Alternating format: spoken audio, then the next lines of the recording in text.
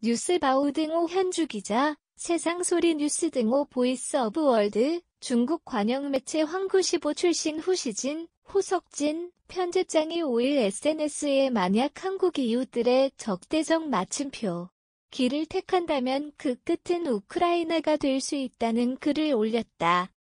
뉴스일 보도에 따르면 후시진이 한국인 네이토 CCD코 사이버방위센터의 정회원으로 가입했다는 영문 기사를 트윗한 뒤 올렸다고 한다. CCD코는 국제반 해킹 기구로 2008년 5월 발족했다. 러시아 해킹 조직이 대규모로 2007년에 에스토니아 국가 전산망을 마비시킨 사건이 계기가 되었다. 한국이 이제야 가입 신청을 한 게 국제적 관심이 된 셈이다. 국가정보원이 5일 공식적으로 한국이 캐나다, 룩셈부르크와 함께 CCD코 정회원국으로 신규 가입했다고 밝혔다. 특히 국제사회에서 커진 국가 위상을 말해주듯이 신규 가입국 중 나토 비회원국은 한국이 유일하다는 평가가 눈에 띈다. 그보다 한미동맹을 강화하는 윤석열 정부에 대한 중국 정부와 중국인들의 우려와 관심을 대변하고 있어 사뭇 달라진 중국 측 태도가 흥미롭다. 12일 새 정부 취임식에 중국은 시진핑 주석의 최측근인 왕치산 부주석이 참석하고 미국은 부통령 남편 소위 세컨드 젠틀맨인 더글라스 엠호프가 21일 바이든 대통령 한국 방문에 앞서 참석한다고 한다.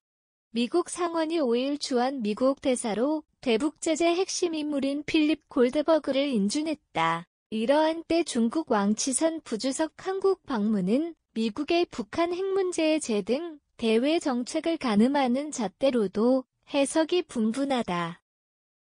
매체 뉴스일은 새 정부가 한미동맹 강화, 한미일 안보협력 확대 등 기조로 추후 미국, 일본 등과 공조에 대해 중국 압박에 나서는 상황을 염두에 둔 것이란 해석을 냈다. 후시는 그동안 미중 갈등과 홍콩, 대만 관련 문제 등 주요 현안에서 중국 정부 입장을 대변해온 대표적인 관변 언론인으로서 마침표, 강도 높은 독서를 쏟아내기로 유명하다는 평가도 덧붙였다.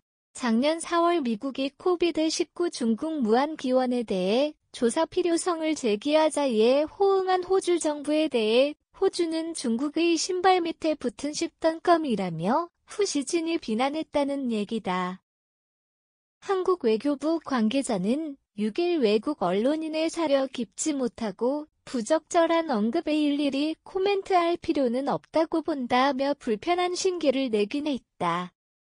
중국은 공산주의 체제 국가로 시진핑 주석이 공산당 독재로 장기 집권 시나리오에 맞춰 대내외 정책을 추진해오던 터다. 중국 공산당 매체를 대변한다는 후시진이 이웃 한국 마침표, 우크라이나가 될 수 있다는 위협이 예사롭지 않는 이유다.